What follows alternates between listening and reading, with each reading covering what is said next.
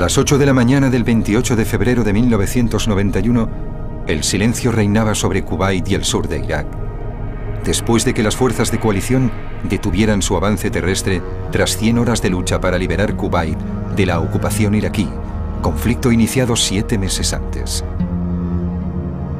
Con el telón de fondo del desierto y los pozos petrolíferos en llamas, la coalición había utilizado su superioridad armamentística y su magnífica infantería para provocar el caos en el que era considerado el cuarto ejército del mundo. Las impactantes imágenes de los cazas y de los misiles guiados por láser se convirtieron en terribles símbolos de la inutilidad de resistirse a la tremenda fuerza de combate de la coalición.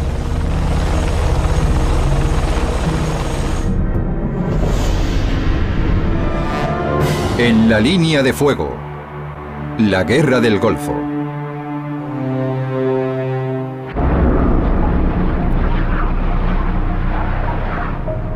El episodio que provocó las hostilidades entre enero y febrero de 1991 ocurrió en agosto de 1990, cuando los cubaitíes se despertaron con el fragor de los tanques T-72 iraquíes avanzando por las calles de Kuwait.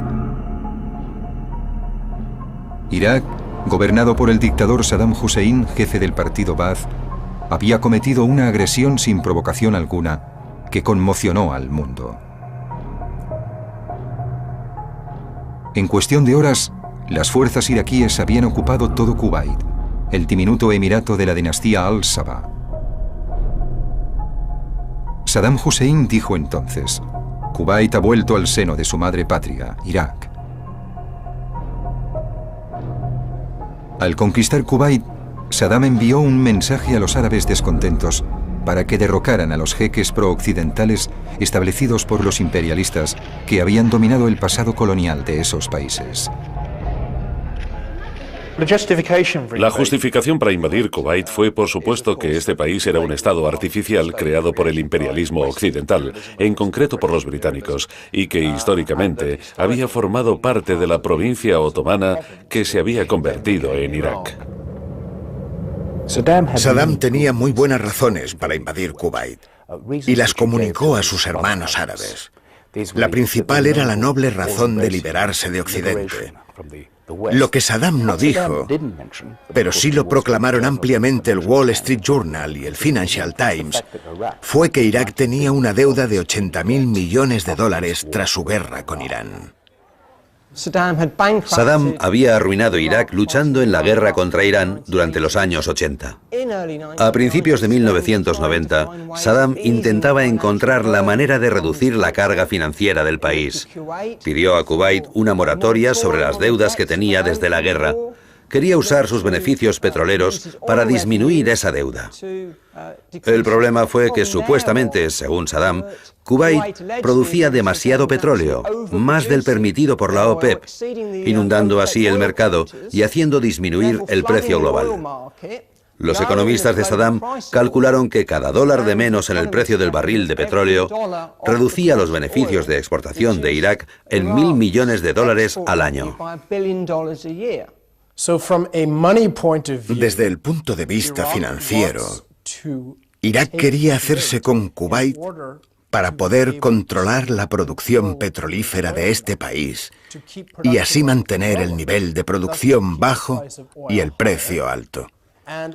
Cuanto más alto fuera el precio del crudo, más dinero podía conseguir Saddam Hussein.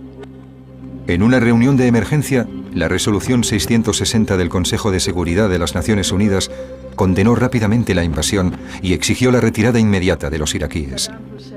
La primera ministra británica, Margaret Thatcher, y el presidente estadounidense, George Bush, pidieron la formación de una coalición militar internacional para obligar a Saddam a retirarse, mientras la ONU anunciaba sanciones económicas contra Irak. En respuesta, Saddam se anexionó Kuwait y concentró sus fuerzas en la frontera con Arabia Saudita. Saddam parecía esperar que el resto del mundo desaprobara la invasión, pero no que reaccionara militarmente contra ella. Creía que los Estados Unidos se frenarían ante el recuerdo del fracaso de Vietnam y no recurrirían a la fuerza, y que, como país, no estarían dispuestos a arriesgarse a hacer uso de esta. Los líderes occidentales creían que Saddam pretendía invadir también Arabia Saudita para controlar sus reservas de petróleo.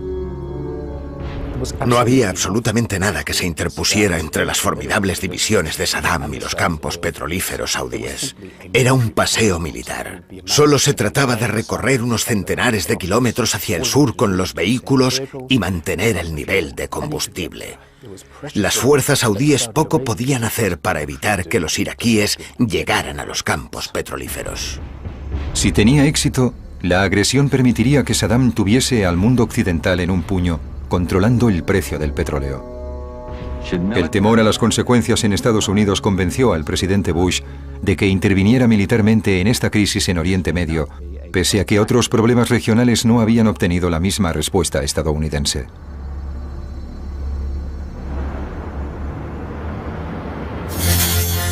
Bush reaccionó rápidamente lanzando la operación Escudo del Desierto el 8 de agosto, con el despliegue de la 82ª División Aérea hacia el norte de Arabia Saudí para prevenir futuras agresiones iraquíes.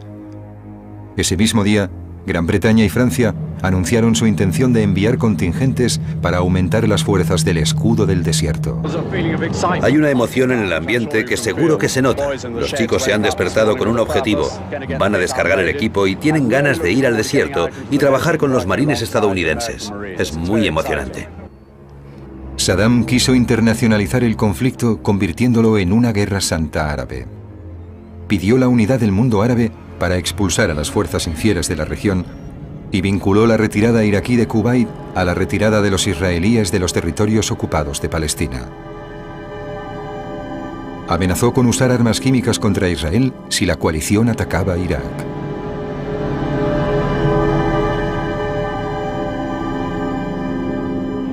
En septiembre, la coalición militar continuó formándose en el norte de Arabia Saudita.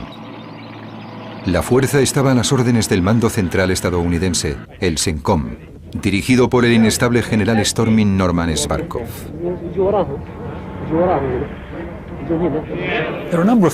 Había mucha gente a la que Svarkov no le agradaba en absoluto, ni por su arrogancia, ni por su falta de seriedad, ni por su áspero sentido del humor. Solía ser bastante brusco. También había otras personas que se llevaban bien con él porque decía lo que pensaba y porque era un militar muy inteligente y profesional. Durante el mes de septiembre, parecía que las sanciones y la diplomacia obtendrían una salida pacífica a la crisis. Sin embargo, a finales de octubre, Bush decidió hacer uso de la potencia militar para liberar Kuwait. Insistió en que se doblaran las fuerzas estadounidenses antes de que la coalición iniciase sus operaciones. Para conseguir ese nivel, los estadounidenses destinaron a Arabia Saudita el 7º Cuerpo, que entonces se encontraba en Alemania. El 29 de noviembre, la Resolución 678 de Naciones Unidas aprobó la decisión de Bush de utilizar la fuerza y autorizó desplegar todos los medios posibles para repeler la agresión. Le daban a Saddam hasta el 15 de enero de 1991 para retirarse de Kuwait. Después, la coalición utilizaría la fuerza militar para obligarle a retirarse. Durante diciembre y principios de enero de 1991, Bush hizo un esfuerzo extra por la paz con la diplomacia. Pero la obstrucción iraquí solo sirvió para enfurecer a los diplomáticos estadounidenses. Cuando Irak invadió Kuwait, Saddam quedó en una posición extraña al darse cuenta de que no podría seguir en Kuwait. Así que tenía que crear una situación en la que se le viese como una heroica víctima o un defensor de los derechos árabes. El propio Saddam prefería una derrota heroica en lugar de una retirada humillante. Y Bush necesitaba algo parecido desde otra perspectiva.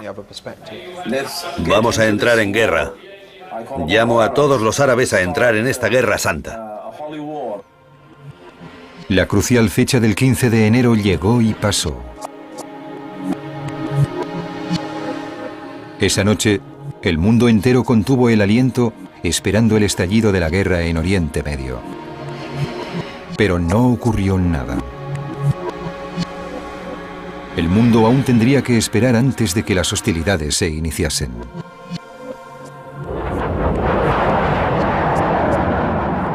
A las 2:10 hora local del 17 de enero de 1991, el presidente Bush ordenó que empezase la operación Tormenta del Desierto. La aviación, junto con buques de guerra de la coalición, lanzó 52 misiles de crucero Tomahawk hacia objetivos iraquíes. Volando por el cielo oscuro a 900 km por hora, los misiles se dirigían hacia sus objetivos mediante los datos de los mapas digitalizados contenidos en su programa de navegación.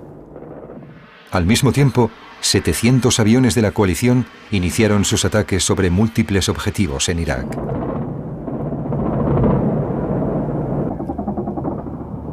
En Bagdad, los reporteros occidentales captaron las extrañas imágenes y sonidos de esas primeras horas de la guerra. La oscuridad se fue extendiendo por Bagdad cuando las instalaciones eléctricas fueron destruidas por los ataques. Pero los centenares de haces luminosos de las baterías antiaéreas rompían abruptamente la oscuridad. Intermitentemente, violentas explosiones iluminaban la noche cuando los misiles y las bombas de la coalición alcanzaban sus objetivos. Muchos de esos ataques contra Bagdad fueron causados por decenas de pequeños aviones negros y angulosos que volaban sin ser detectados en la oscuridad. Eran los sigilosos F-117A Nighthawk estadounidenses que destruían objetivos estratégicos clave. El F-117A Nighthawk fue una de las armas de guerra más famosas utilizadas durante la Guerra del Golfo. El caza invisible, entre comillas. Invisible para los radares enemigos, que se utilizó en la campaña aérea inicial para volar sigilosamente hacia las defensas aéreas enemigas, normalmente de dos en dos. Así, mientras uno iluminaba el objetivo, el otro disparaba su sistema de armas guiado por láser sobre el objetivo, destruyéndolo.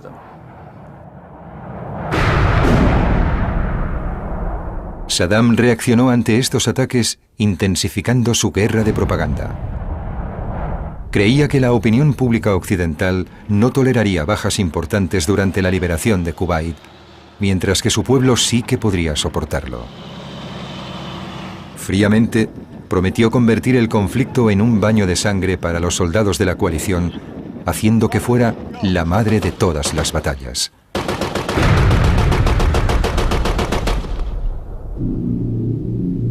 El 18 de enero, Saddam disparó misiles Scud al-Hussein contra Israel y Arabia Saudita. El al-Hussein era una versión iraquí modificada del poco preciso misil balístico ruso Scud-B de corto alcance. Podía lanzar una cabeza de 250 kilos hacia un objetivo del tamaño de un pueblo con un alcance de 650 kilómetros.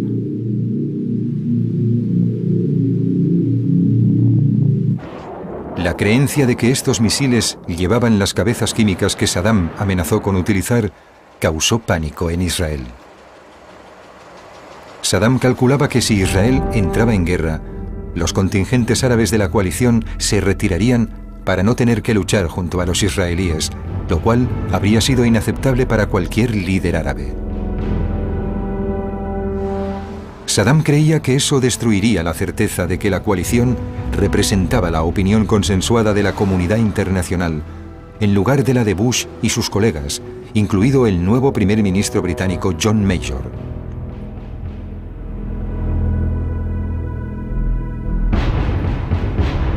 Como respuesta, Estados Unidos llevó misiles Patriot tierra-aire a Israel para derribar los Scuds de Saddam.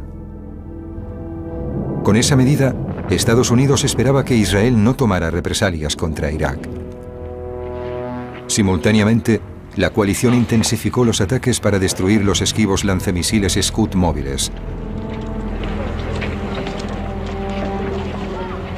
Durante el resto del mes, la gran cacería Scud fue el eje de la estrategia de la coalición.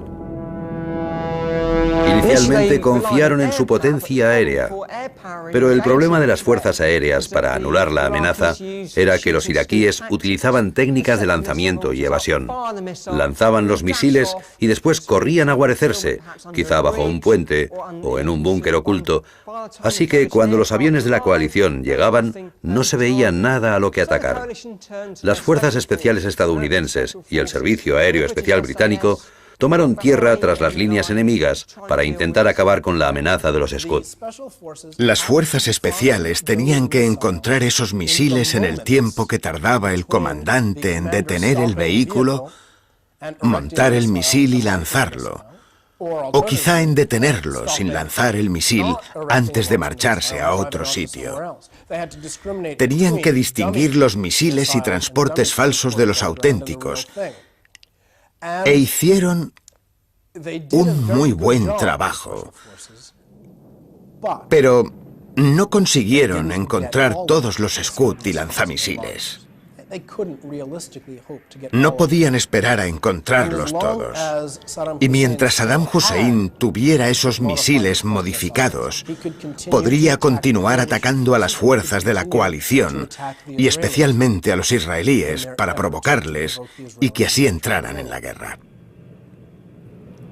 Durante esos primeros días, la coalición se concentró en la misión de lograr superioridad aérea sobre la zona de Kuwait. Lo consiguió atacando la infraestructura estratégica para controlar la maquinaria de guerra iraquí, particularmente la intercepción de los centros del sistema de defensa aéreo Qari.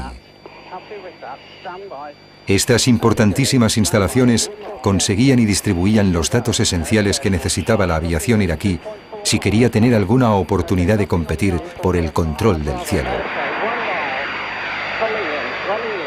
En las primeras horas de los ataques aéreos, dejaron a la Fuerza Aérea iraquí privada de sus datos de batalla.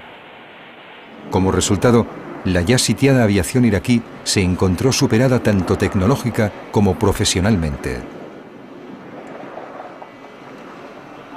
Rápidamente, la aviación iraquí dejó el cielo en poder de la coalición, escondiéndose en sus búnkeres o escabulléndose en el interior de Irán, el neutral vecino oriental de Irak.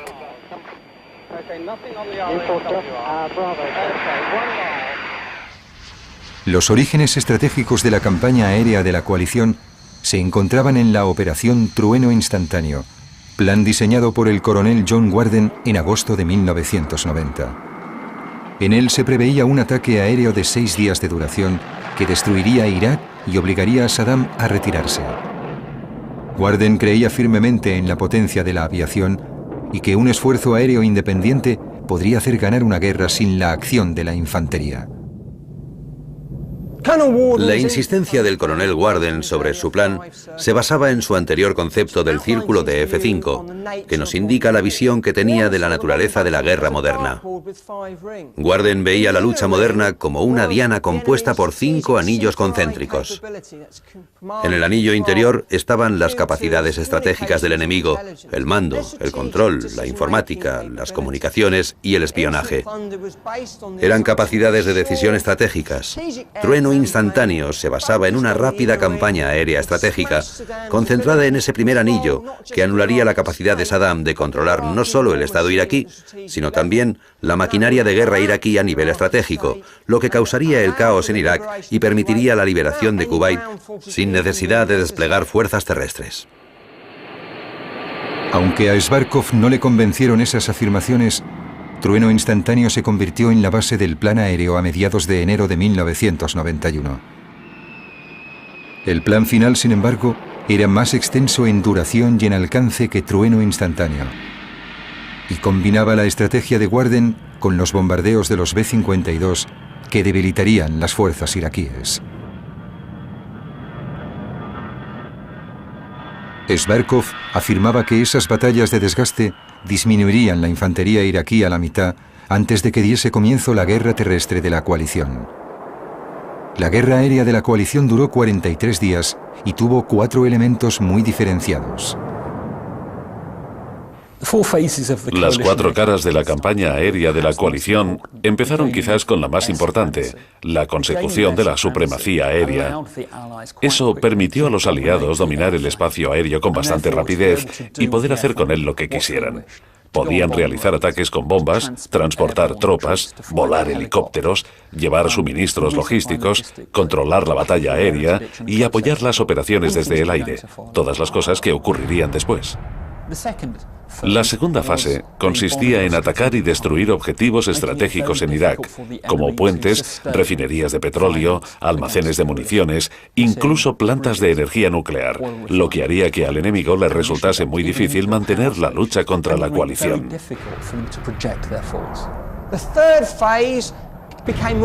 La tercera fase se volvió más importante, ya que la guerra aérea se acercó al inicio de la ofensiva terrestre. Era la fase de la preparación del campo de batalla, y se trataba de atacar a las fuerzas terrestres iraquíes en Kuwait. Cuando empezó la guerra terrestre, la guerra aérea entró en su cuarta fase, es decir, en operaciones para apoyar la ofensiva terrestre, como estrecha colaboración aérea en el campo de batalla. Y también operaciones de inutilizaciones aéreas, en las que atacaban reservas y fuerzas enemigas detrás de la línea del frente.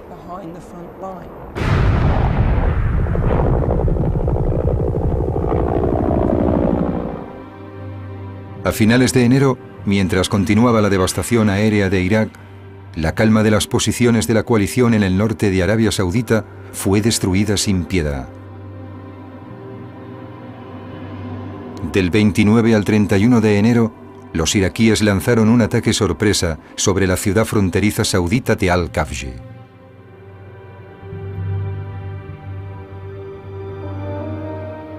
Simultáneamente, los satélites estadounidenses y los aviones espía J-Stars detectaron nuevas columnas de tanques iraquíes que se dirigían hacia Al-Kafji para aprovechar el éxito inicial.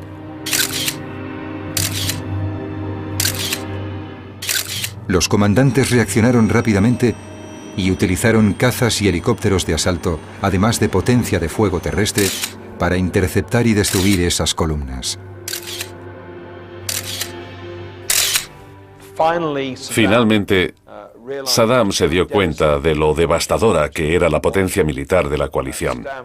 Saddam había llegado a un punto en el que sabía que nada iba a evitar algún tipo de ofensiva terrestre, y Tariq Aziz, que era la cara aceptable del régimen, dejó claro que Irak estaba en disposición de retirarse de Kuwait inmediatamente y sin condiciones.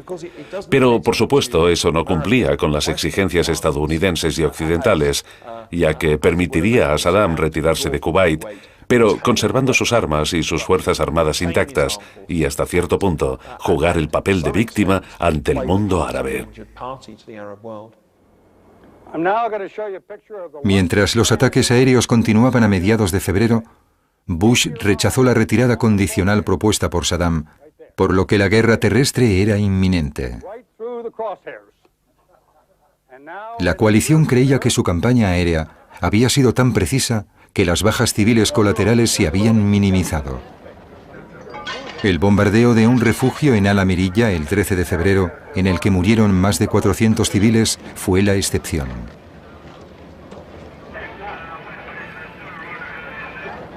La campaña aérea se vendía a los medios como una acción en la que no morirían civiles, o al menos no morirían civiles innecesariamente. Se trataba de una campaña de alta tecnología en la que los misiles estarían guiados por medios informáticos y los misiles de crucero podrían sobrevolar las calles principales y alcanzar un objetivo con el que no se podía haber soñado no ya 40 años atrás, durante la Segunda Guerra Mundial, sino apenas 10 años antes. Pero por desgracia, la realidad a veces no era así. Para entonces, la campaña aérea había sido tremendamente efectiva. Había destruido la capacidad de Saddam de controlar sus fuerzas, la capacidad de maniobra, la infraestructura logística del ejército y acabar con la base industrial del país. Sin embargo, la maquinaria militar iraquí no se vino abajo, como Warden predijo, sino que continuó funcionando, aunque a un ritmo menor. Aunque el asalto aéreo de la coalición causó muchos daños en el mando iraquí, Las líneas de control terrestre consiguieron sobrevivir a la mayoría de los ataques, y fue relativamente fácil colocar líneas nuevas. Así que, aunque las comunicaciones iraquíes estuvieron en peligro, nunca fueron totalmente destruidas. Quedó muy claro a partir del movimiento de las tropas iraquíes en tierra, sobre todo a partir del intento iraquí de bloquear el séptimo cuerpo en el sur de Irak, que este país continuaba teniendo la capacidad de comunicarse con sus formaciones militares. La potencia aérea no había conseguido ganar la guerra por sí sola, así que la coalición se preparó para las operaciones terrestres. Cuando las fuerzas aéreas de la coalición lograron debilitar el ejército iraquí, dejándole sordo, ciego y manco, llegó el turno de las fuerzas terrestres de la coalición de entrar y terminar el trabajo, hacer que se retirara de Kuwait y acabar así con la guerra. Pero fue la campaña aérea la que hizo todo esto posible. Durante las semanas siguientes, el 7º y el 18º cuerpos estadounidenses se desplegaron tras los marines en el este para consolidar nuevas posiciones. 320 kilómetros más al oeste, en Rafah, Zbarkov había situado la mayor fuerza ofensiva terrestre de la coalición para sobrepasar y rodear la línea defensiva fronteriza de Saddam. La estrategia final de Zbarkov para la guerra terrestre fue un plan maestro bien orquestado, con todos sus elementos conectados, y realizar así un esfuerzo sincronizado que les valdría un rápido y decisivo éxito. El primer elemento consistiría en ataques de los marines estadounidenses y las fuerzas árabes del este sobre la ciudad de Kuwait. Simultáneamente, los submarinos mantendrían el engaño de un inminente ataque sobre la costa de Kuwait.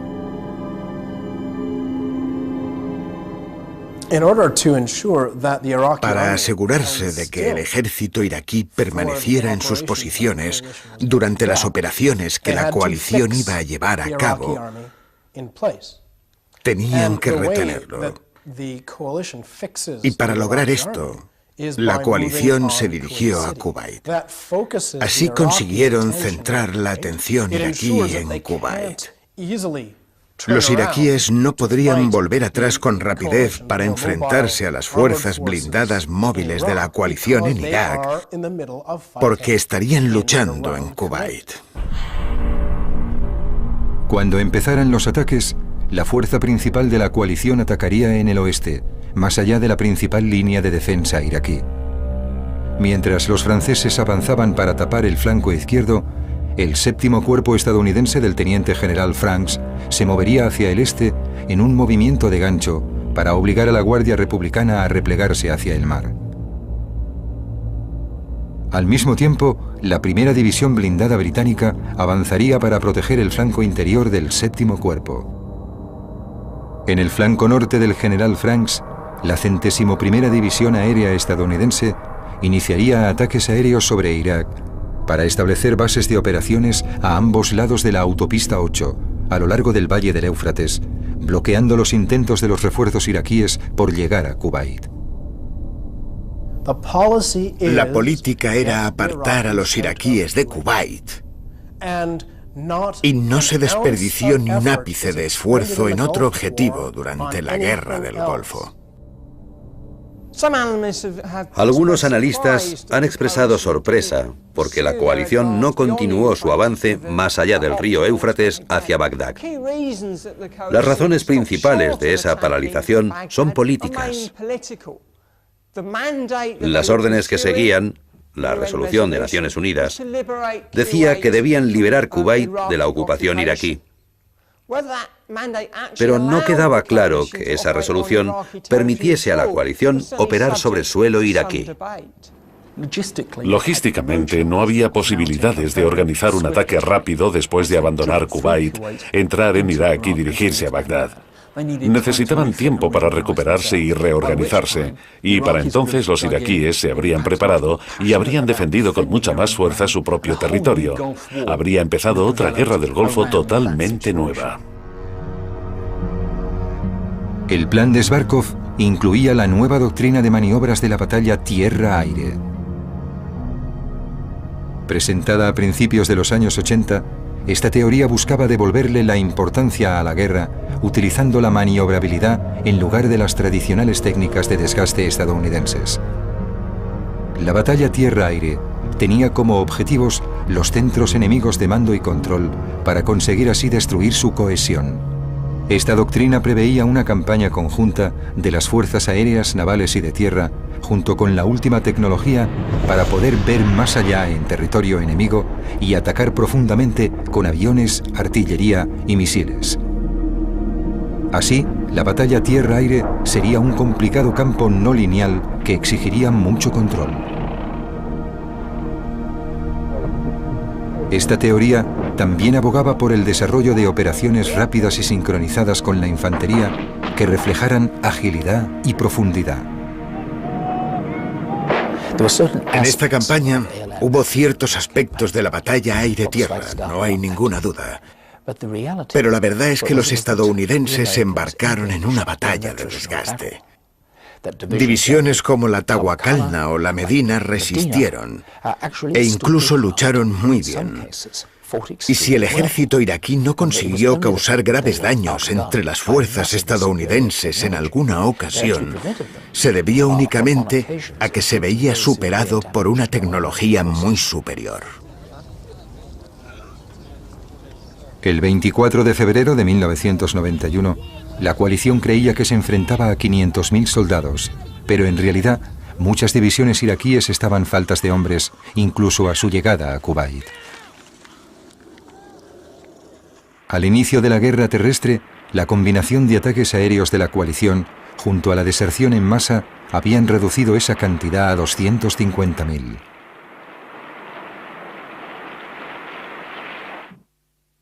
Para resistir al intento de liberación de Kuwait, Saddam adoptó una estrategia defensiva estática. Pensó que la guerra terrestre no empezaría nunca, y que si lo hacía, esperaba que redujesen sus operaciones al suelo de Kuwait y no al iraquí. Saddam concebía la actividad militar desde una perspectiva muy politizada. Y así creía que Occidente encontraría muy difícil políticamente entrar en territorio iraquí. Además, Saddam creía que Estados Unidos era un país que temía un nuevo Vietnam y los problemas que podía causar la invasión de Irak. Si se necesitara una acción militar, esto no sería otro Vietnam. No sería una guerra prolongada. Si se declaraba una guerra terrestre, lo máximo a lo que podía aspirar Saddam era a forzar una acción que salvase su reputación, causando graves bajas en la coalición. Para ello, organizaron defensas que intentarían atacar a la coalición en zonas preparadas, donde la artillería concentrada podría causar muchas bajas. En el peor de los casos, Saddam temía su expulsión de Kuwait, pero sin que su férreo control sobre Irak se viese amenazado. Perder Kuwait supondría un revés estratégico, pero no un desastre para Saddam, porque ya habían saqueado el Emirato y podía convertir su fracaso en la heroica derrota de un líder árabe fuerte que se había atrevido a resistir a la intervención neoimperialista occidental en la región. La verdadera pesadilla para Saddam sería una campaña que no solo liberase Kuwait de la ocupación iraquí, sino que al hacerlo disminuyese su control sobre el propio Estado iraquí. Lo que Saddam no valoró fue que ningún miembro de la coalición tenía la más mínima intención de expulsarle de Irak. Habrían estado encantados si Saddam hubiese caído o hubiese sido víctima de la bala de algún asesino, pero no tenían la más mínima intención de sacarle a la fuerza de Irak. A las 4 de la mañana del 24 de febrero, empezó la guerra terrestre atacando las defensas iraquíes en la frontera norte de Arabia Saudita. Saddam había situado 24 divisiones de infantería en esa frontera, convirtiéndola en su primera línea de defensa. Tras esas posiciones, Saddam había concentrado su infantería más selecta en el noroeste o en el oeste de la frontera de Kuwait con Irak. Esa reserva móvil comprendía 8 divisiones del ejército regular junto con 7 divisiones de élite de la Guardia Republicana de Saddam. Esta última era uno de los objetivos clave que el plan de Zhivkov pretendía destruir. La Guardia Republicana no solo era una parte de las Fuerzas Armadas iraquíes mejor equipada, mejor entrenada y más motivada. Era una fuerza armada diferente, especialmente fiable políticamente, y era la responsable del apoyo al régimen iraquí. El despliegue de la Guardia Republicana puede considerarse desde 2 puntos de vista. Por un lado, puede verse como la espada tras el escudo, y que cuando el escudo se rompiera, las fuerzas de la Guardia Republicana contraatacarían y podrían repeler a la coalición hasta el lugar desde donde habían venido o destruirla. En realidad, dichas tropas las desplegaron en la parte norte de la operación en Kuwait para que pudieran huir y las fuerzas de la coalición no les destruyeran completamente cuando consiguieran avanzar. Así podrían volver a Bagdad y realizar su misión principal, es decir, la defensa política del régimen del Ba'ath y de Saddam Hussein. Durante la mañana del 24 de febrero, los primeros ataques de los marines estadounidenses y de las fuerzas árabes en el sudeste de Kuwait superaron a las fuerzas iraquíes atrincheradas más fácilmente de lo que esperaba la coalición. Este éxito inesperado obligó a Zhivkov a iniciar el asalto del Séptimo Cuerpo esa misma tarde. Esa noche, las divisiones del general Franks rompieron el débil extremo occidental de la línea de defensa iraquí.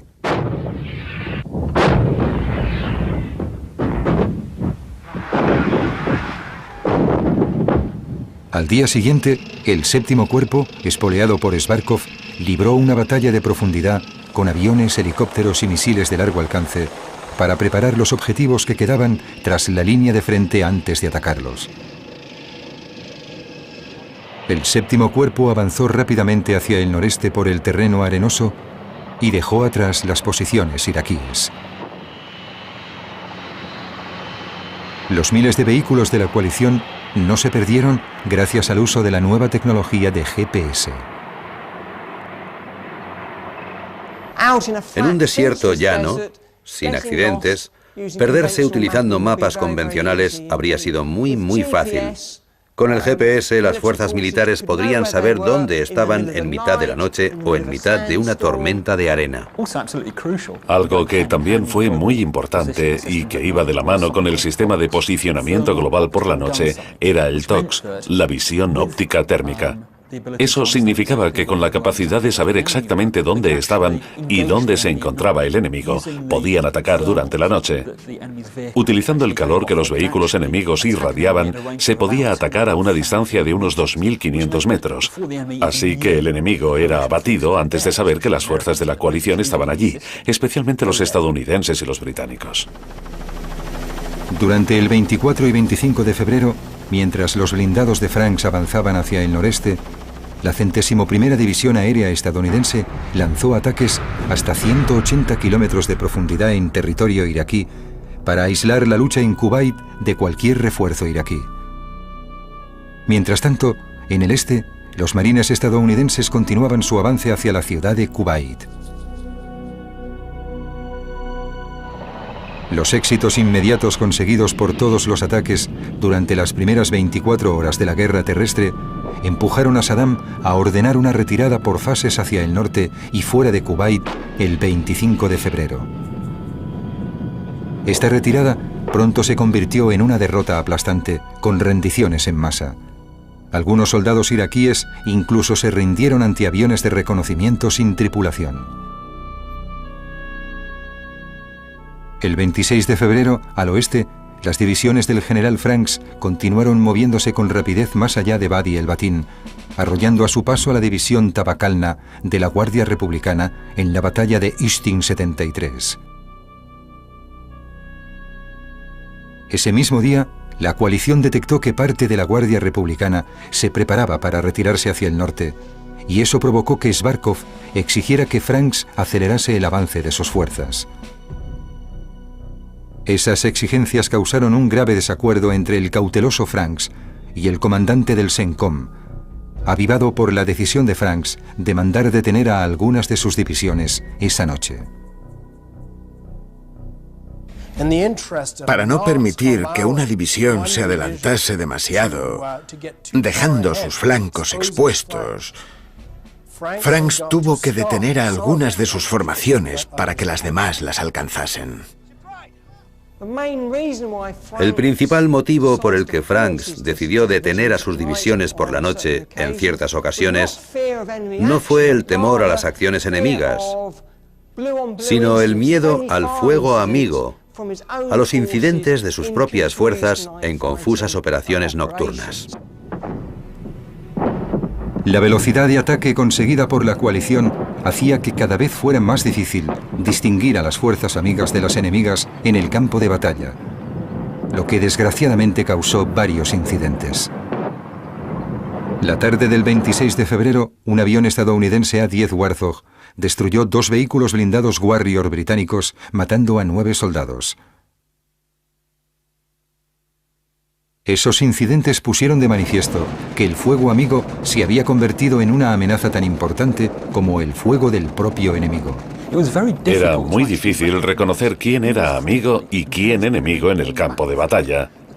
La tecnología de la época, que se había desarrollado mucho tras la guerra de Vietnam, se centraba entonces en descubrir movimiento en el campo de batalla, pero no diferenciaba entre fuerzas amigas y enemigas. Y a menudo, cuando se necesitaba tomar rápidas decisiones en un campo de batalla muy confuso, se cometían errores. En la guerra del Golfo, el número de bajas causadas por el fuego enemigo a las fuerzas de la coalición fue muy bajo, lo que significa que las muertes debidas al fuego amigo se convirtieron en la mayor proporción entre los fallecidos. Si el enemigo no mata a tus tropas, las pocas que mueren a causa del fuego amigo se convierten en una gran proporción en las estadísticas. El 27 de febrero, el 7º y el 18º Cuerpos atacaron el oeste de Kuwait y convergieron con las demás fuerzas que avanzaban hacia el norte, más allá de la ciudad de Kuwait, por la costa este. Ese mismo día, imágenes estremecedoras inundaron los medios de comunicación de todo el mundo.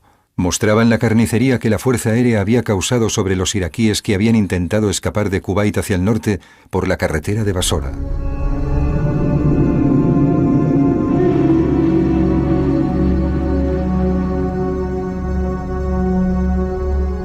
En lo que se conocería como el síndrome de la carretera de Basora, las imágenes afectaron la opinión del mundo, dando la impresión de que la guerra había degenerado en una victoria criminal sobre una fuerza doblegada.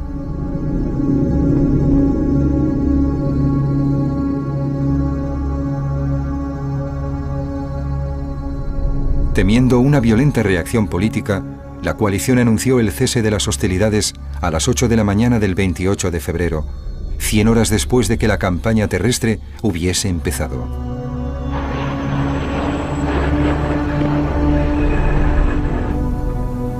Durante esos 4 días de campaña, las fuerzas de la coalición solo habían encontrado una débil resistencia. Esto explica las pocas pérdidas humanas que había sufrido la coalición durante el conflicto, un total de 170 bajas.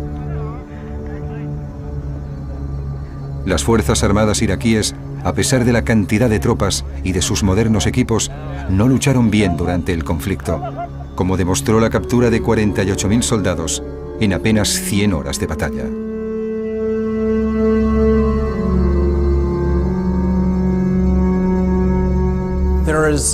Existe un excelente programa informático que recientemente ha demostrado que si recreamos las batallas de la Guerra del Golfo en un ordenador e incrementamos el nivel del entrenamiento iraquí, la guerra es entonces mucho menos clara de lo que en realidad fue. No es que los soldados iraquíes estuvieran menos motivados que los de la coalición, aunque de hecho así era.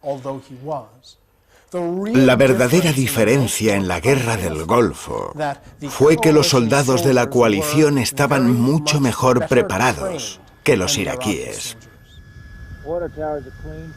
Al día siguiente del cese del fuego, Irak anunció que aceptaba las resoluciones de Naciones Unidas sobre la invasión de Kuwait. Poco después, las minorías chiita y kurda del sur y el norte de Irak se alzaron en una rebelión contra Saddam.